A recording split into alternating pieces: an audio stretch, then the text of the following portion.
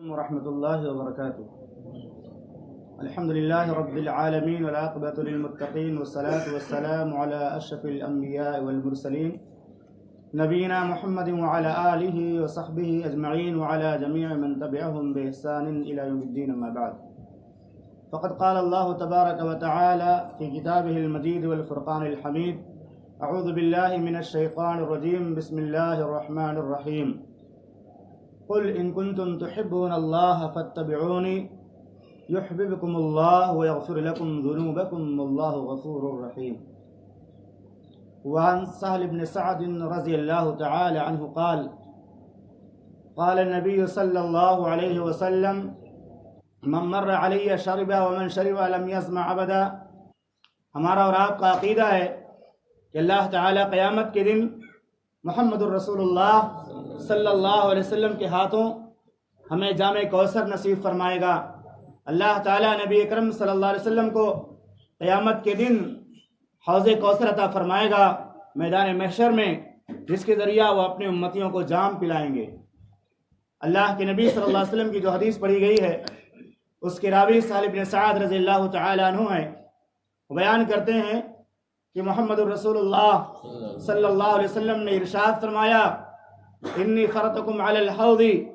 میں تم سے پہلے حوض کوثر پر موجود ہوں گا۔ من مر علی شربا،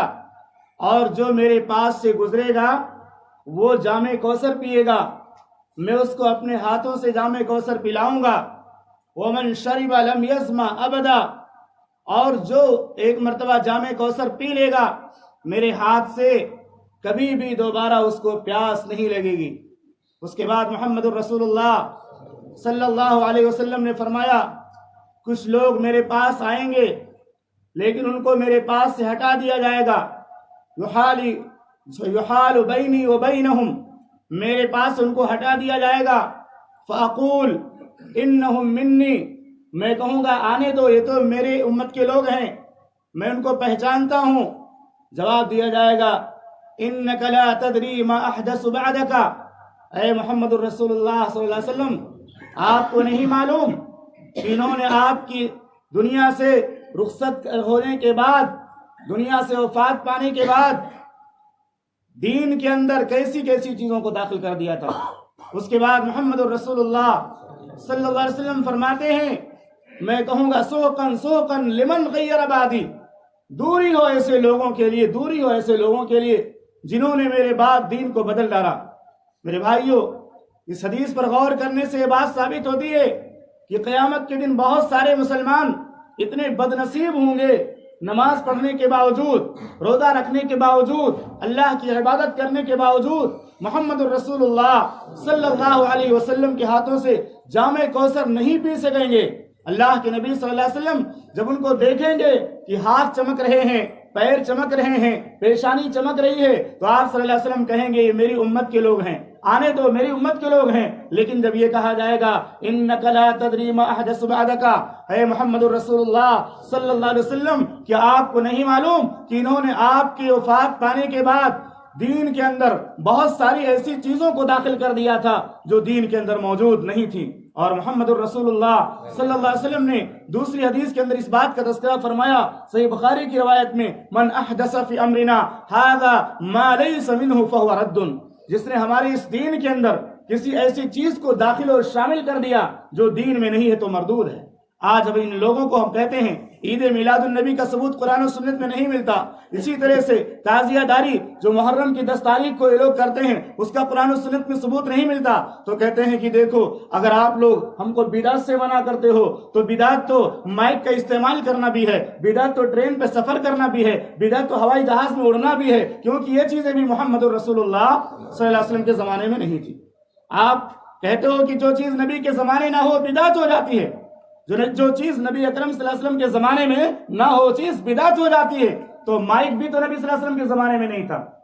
ٹرین بھی تو نبی صلی اللہ علیہ وسلم کے زمانے میں نہیں تھی، ہوائی جہاز بھی تو نبی صلی اللہ علیہ وسلم کے زمانے میں نہیں تھا۔ میرے بھائی، اس کا جواب یہ ہے کہ بدعت کی 2 قسمیں ہیں، ایک بدعت لغوی ہوتی ہے اور ایک بدعت شرعی ہوتی ہے۔ شریعت کے اعتبار سے بدعت اس چیز کو کہا جاتا ہے جو دین کے اندر داخل کی جائے، اور لغت کے اعتبار سے ہر نئی چیز کو بدعت کہا جاتا ہے۔ جیسے کہ اللہ رب العالمین نے ارشاد فرمایا قل ما كنت بدعا من الرسل، اے ہمارے پیغمبر آپ کہہ دیجئے میں کوئی انوکھا پیغمبر نہیں ہوں، کوئی نیا پیغمبر نہیں ہوں، اس سے پہلے بہت سارے پیغمبر دنیا میں آئے اور چلے گئے۔ اسی طرح اللہ نے فرمایا بدیع السماوات والارض، اللہ تعالیٰ آسمان و زمین کو نئے انداز سے، انوکھے انداز سے پیدا کرنے والا ہے۔ تو یہاں بدعت لوگ بھی مراد ہے، یعنی نئی اور انوکھی ہونے کے اعتبار سے اللہ تعالیٰ نے کہا کہ اللہ رب العالمین آسمان و زمین کو انوکھے انداز میں پیدا کرنے والا ہے۔ وہ چیز جو دین سمجھ کر دین کے اندر شامل کی جائے اور اس کا ثبوت نہ اللہ کی کتاب میں ہو نہ محمد الرسول اللہ صلی اللہ علیہ وسلم کے فرمان میں ہو، وہ چیز بدعت ہو جاتی ہے۔ اللہ کے نبی صلی اللہ علیہ وسلم نے فرمایا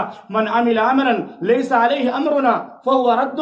جس نے کوئی ایسا عمل کیا جس پر میرا کوئی حکم ثابت نہیں ہے تو وہ چیز مردود ہے۔ یعنی دین کے نام پر وہی چیز کرنی چاہیے جس کا ثبوت دین اسلام کے اندر موجود ہو، اللہ کی کتاب کے اندر اور محمد الرسول اللہ صلی اللہ علیہ وسلم کی شریعت کے اندر۔ ذرا غور کیجئے، کتنے افسوس کی بات ہے کہ نماز آدمی پڑھتا ہے، روزے رکھتا ہے، کلمہ پڑھتا ہے، قرآن کی تلاوت کرتا ہے، لیکن قیامت کے دن جبکہ لوگ پیاس کی شدت سے پریشان ہوں گے، پیاس کی وجہ سے لوگوں کی زبانیں باہر نکل آئیں گی، ایسے موقع پر محمد الرسول اللہ صلی اللہ علیہ وسلم کے ہاتھوں سے جام کوثر پینے سے وہ لوگ محروم کر دیے جائیں گے۔ جو لوگ دنیا میں نماز پڑھتے ہیں، روزے رکھتے ہیں، قرآن کی تلاوت کرتے ہیں، لیکن دین میں ایسی چیزوں کا بھی جو ہے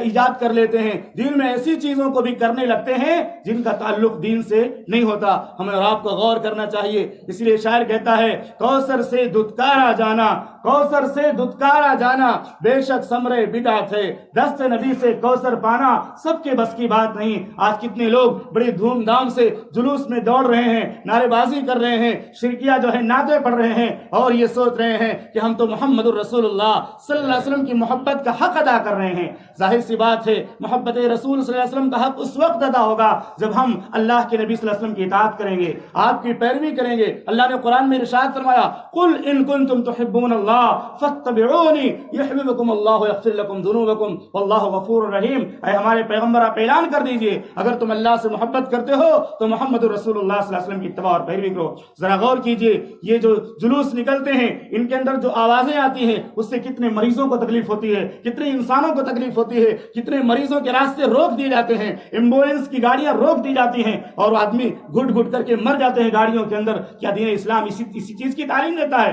کہ لوگوں کو تکلیف پہنچائی جائے؟ اگر محمد الرسول اللہ صلی اللہ علیہ وسلم کی پیدائش پہ جشن مناتے ہیں تو ہمیں وہ کام کرنا چاہیے جو کام محمد الرسول اللہ صلی اللہ علیہ وسلم نے کرنے کا حکم دیا۔ اور یہ تو بہت بڑی گستاخی ہے اللہ کے نبی صلی اللہ علیہ وسلم کی شان میں کہ ہم آپ کے جشن کو اس طرح سے منائیں جس طرح کے دنیا کے عام لوگوں کا جشن منایا جاتا ہے۔ آپ کی پیدائش کا جشن اس طرح منائیں جس طرح دنیا کے عام انسانوں کی پیدائش کا جشن منایا جاتا ہے۔ آپ صلی اللہ علیہ وسلم کی رسالت سے، آپ کی نبوت سے، آپ کی آمد سے اگر ہم کو خوشی ہوتی ہے تو ہمیں پوری زندگی وہی کام کرنا چاہیے جن کاموں کے کرنے کا محمد رسول اللہ صلی اللہ علیہ وسلم نے حکم دیا۔ کتنے لوگ ایسے جو نماز بھی نہیں پڑھتے، اللہ کی عبادت بھی نہیں کرتے اور کہتے ہیں ہم سے زیادہ محمد الرسول اللہ صلی اللہ علیہ وسلم سے محبت کرنے والا کوئی نہیں ہے۔ بدعتوں کے ارتکاب سے، بدعتوں کے ایجاد کرنے سے یہ محبت رسول کا حق ادا نہیں ہوگا۔ میرے بھائیو، ہم اگر چاہتے ہیں کہ محمد الرسول اللہ صلی اللہ علیہ وسلم کی محبت کا حق ادا کریں، جیسے آپ سے محبت کرنی چاہیے اس طرح سے آپ سے محبت کریں، تو ہمیں چاہیے کہ ہم صحیح معنوں میں محمد الرسول اللہ